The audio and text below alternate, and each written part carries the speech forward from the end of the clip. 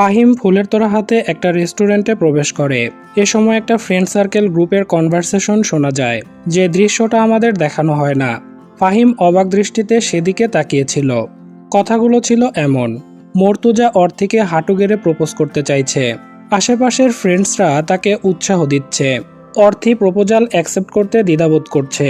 ফাহিম এসব দেখে আবার ফিরে যায়। তখন অর্থিও ফাহিমের পিছু নেয় এবং তাকে থামায় আর জানতে চায় সে এখানে কেন। ফাহিম বলে এটা পাবলিক প্লেস, যে কেউ আসতে পারে।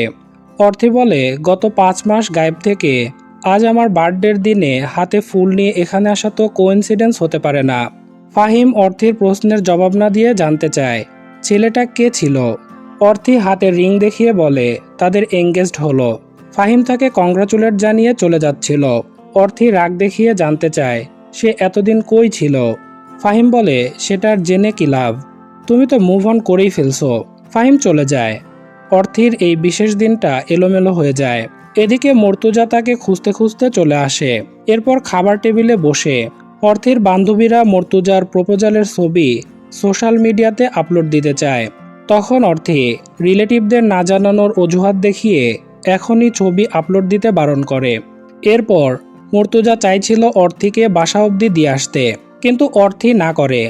মর্তুজা বিভিন্নভাবে চেষ্টা করে অর্থিকে কনভিন্স করতে, বাট অর্থি টায়ার্ডনেসের কথা বলে একাই যেতে চায়।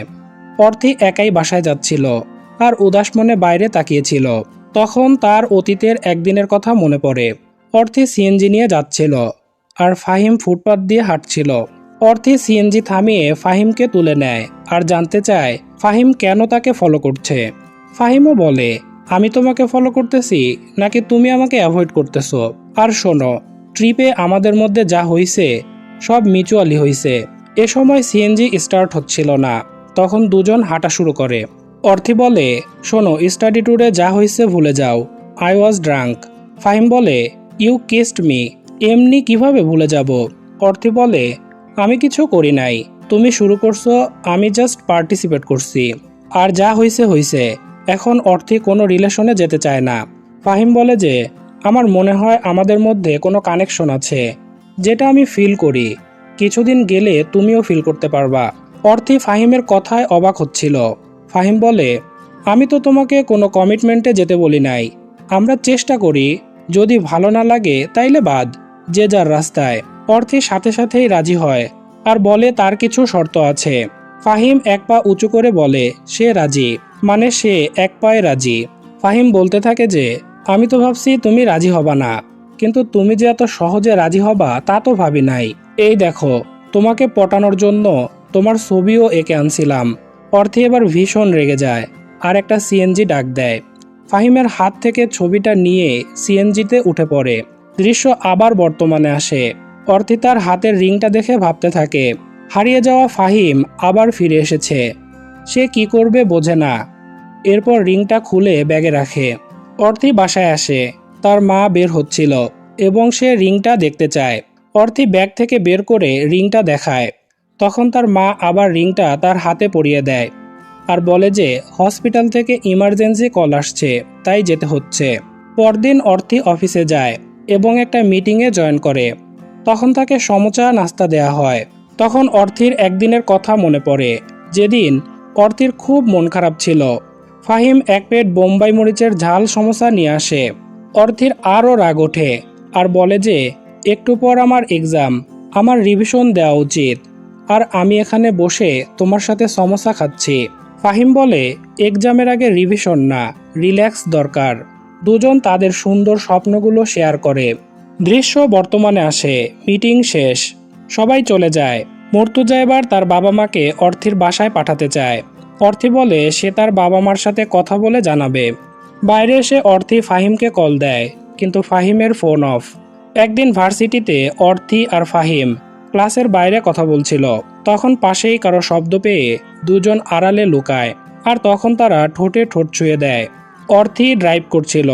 তখন তার এই দিনগুলোর কথা মনে পড়ে আর মর্তুজাকে একটা ভয়েস মেসেজ দিয়ে জানায় সে কিছুদিন সময় চায়। এরপর অর্থি চলে যায় ফাহিমের বাসায়। অনেকক্ষণ কলিং বেল চাপার পর বুয়া দরজা খোলে আর জানায় যে ফাহিম তো হসপিটালে। ছাদ থেকে লাফ দিছিল। ওর অবস্থা ভালো না। সবাই হসপিটালে। অর্থি হসপিটালে যায়।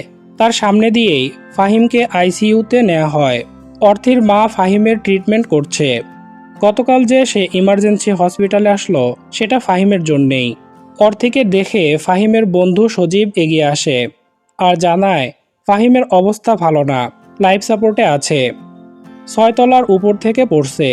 বুকের এক পাশের হাড় একদম গুঁড়া হয়ে গেছে। বাপাটাও কেটে ফেলা হয়েছে। অর্থি কান্নাজড়িত গলায় জানতে চায় ফাহিম এরকম করতে গেল কেন। সজীব বলে সেও জানে না। অর্থি বাসায় আসে আর অনেক খোঁজাখুঁজির পর ফাহিমের আঁকা সেই ছবিটা পায়। এবার সে এটা ভালো করে দেখে আর বুকে জড়িয়ে কাঁদতে থাকে। অর্থের মনে পড়ে একবার ফাহিম কিছুদিনের জন্য উধাও হয়ে গেছিল। ফোনও ছিল অফ। এরপর দুজন দেখা করে। অর্থি তো ভীষণ রাগ। ফাহিম বলে সে হঠাৎ করেই চলে গেছিল আর ফোনে পানি ঢোকার কারণে ফোন অফ ছিল। অর্থি এই এক্সকিউজ মানতে পারে না। অর্থের মতে রিলেশন শুরু হয় ভালোবাসা দিয়ে আর টিকে থাকে দায়িত্ববোধ দিয়ে। তাই এই রিলেশন কন্টিনিউ করতে অর্থে কিছু টার্মস অ্যান্ড কন্ডিশন দিতে চায় আর বরাবরের মতোই ফাহিম এক পায়ে রাজি। কিন্তু তার আগে ফাহিম অর্থিকে ডেডিকেট করে একটা গান শোনায়। গানের কথাগুলো বেশ মজার। ফাহিম ভাইয়া অর্থি আপুকে ভালোবাসে, দূরে দূরে থাকতে দেয় না, রাখে পাশে। আসলে এ ধরনের গান শুনে মন খারাপ করে থাকার উপায় নাই। অর্থি সজীবের সাথে দেখা করে। আসলে কেউ বুঝতে পারছে না যে ফাহিম হঠাৎ কেন চলে গেছিল, আবার ফিরে এসে এমন কাজ কেন করলো। ফাহিমের মা জানতে চায় অর্থি আর ফাহিমের পরিচয় কিভাবে। অর্থি বলে ফাহিমকে ভার্সিটির সবাই চেনে। ভার্সিটির ফি কমানোর জন্য ও আন্দোলন শুরু করছিল।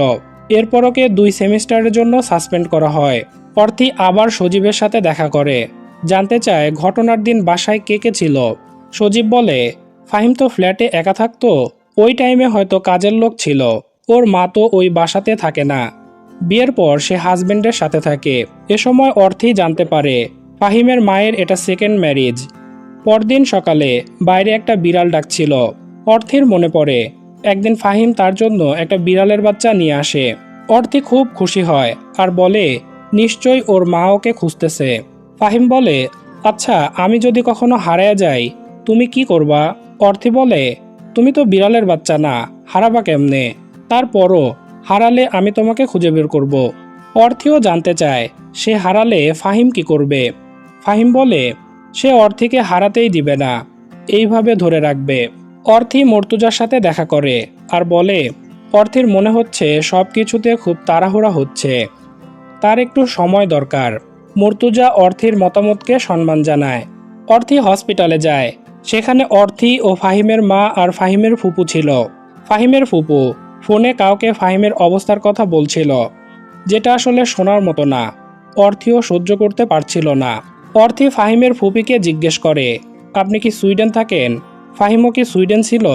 ফাহিমের ফুপু বলে আমি তো ওকে নিতে চাইছিলাম, ওর মা যাইতে দিল না, তাইলে আজ এমন হতো না। অর্থির খটকা লাগে, কারণ ফাহিমের মা বলছিল ফাহিম এতদিন সুইডেন ছিল। এর মধ্যে ফাহিমের মা চলে আসে আর বলে যে ডক্টর বলছে বাঁচার চান্স নাই। ফাহিমের ফুপু লাইফ সাপোর্ট খুলে দিতে বলে, শুধু শুধু ছেলেটা কষ্ট পাচ্ছে। পরদিন অর্থি ফাহিমের বাসায় যায় আর ফাহিমের মাকে জিজ্ঞেস করে আসলে ফাহিম 5 মাস কই ছিল। ফাহিমের মা বলে আমি জানি না, আমার সাথে রাগ করে ও বাড়ি থেকে চলে যায়। কোথায় গেছিল কোথায় ছিল আমি আসলেই জানি না। অর্থি বলে যে কিন্তু আপনি কেন বললেন ও সুইডেনে ছিল? ফাহিমের মা জানায় কারণ ফাহিম সেদিন যাওয়ার আগে বলে যায় ওকে খোঁজাখুঁজি করা হলে ও সুইসাইড করবে। ফাহিমের অনুমতি নিয়েই তার মা আবার বিয়ে করেছিল। কিন্তু বিয়ের পর ফাহিম একা থাকা শুরু করে। ফাহিমের মা কাঁদতে কাঁদতে বলে তার কারণেই ফাহিম এমনটা করছে। অর্থি চলে যায় আর সজীবকে ফোন দিয়ে জানতে চায় আচ্ছা, ফাহিম সুইডেন যাওয়ার আগে তোমরা বান্দরবন গেছিল না? ফ্ল্যাশব্যাকে দেখা যায় সেদিন বান্দরবন থেকে ফেরার পর অর্থি খুব রাগ করে তাকে না জানিয়ে যাওয়ার জন্য। ফাহিম বলে সে তো অর্থির জন্য গিফট আনার জন্যই বান্দরবন গেছিল, অর্থি গিফট চায়। ফাহিম বলে গিফট তো এখানে না, বান্দরবনে। সেদিন আরও কিছু বিষয় নিয়ে দুজনের মধ্যে কথা কাটাকাটি হয়। দৃশ্য বর্তমানে আসে। অর্থি বান্দরবনের উদ্দেশ্যে রওনা দেয়। পাহাড় পর্বত ঝর্ণাধারা পেরিয়ে অর্থি যেতে থাকে যেখানে ওই সময়টায় ফাহিম এসেছিল। একটা মেয়ে অর্থিকে একটা বাড়ি দেখিয়ে দেয়। সেই বাড়ির একজন লোকের কাছে অর্থি তার পরিচয় দিলে লোকটা সহজেই অর্থিকে চিনতে পারে। সে বলে, ফাহিম দাদা খুব ভালো মানুষ ছিল। পাহাড়ে একটা জুম ঘর ছিল, সেটা ফাহিম দাদার খুব পছন্দ হয়েছিল। যাওয়ার আগে সে আমাকে কিছু টাকা দিয়ে বলে ঘরটা সাজিয়ে রাখতে। সে তার মনের মানুষকে নিয়ে আসবে। কিছুদিন পর সে আসে, তবে একা। আমি জিজ্ঞেস করলাম, মনের মানুষ আসলো না দাদা? সে কোনো কথা বলল না। তারপর ওই জুম ঘরে প্রায় 5 মাস ছিল সে। বেশি কথা বলতো না, নিজের মনেই থাকতো। একবার আমি জিজ্ঞেস করলাম, কেমন আছো দাদা? সে বলে, এই প্রশ্নের উত্তরটা এক কথায় বলা যায় না।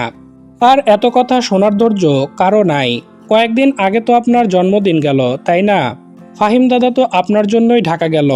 যাওয়ার আগে আমাকে বলে গেল জুম ঘরটা দেখে রাখতে। পরদিন আবার ফোন করে বলল জুম ঘরটা যেন পুড়িয়ে ফেলি, কিন্তু আমি পুরাই নাই। আমার মনে হয়েছিল সে রাগ করে বলছে। পরদিন সকালে অর্থি সেই জুম ঘরটাতে যায়, যেটা সত্যি অসাধারণ ছিল।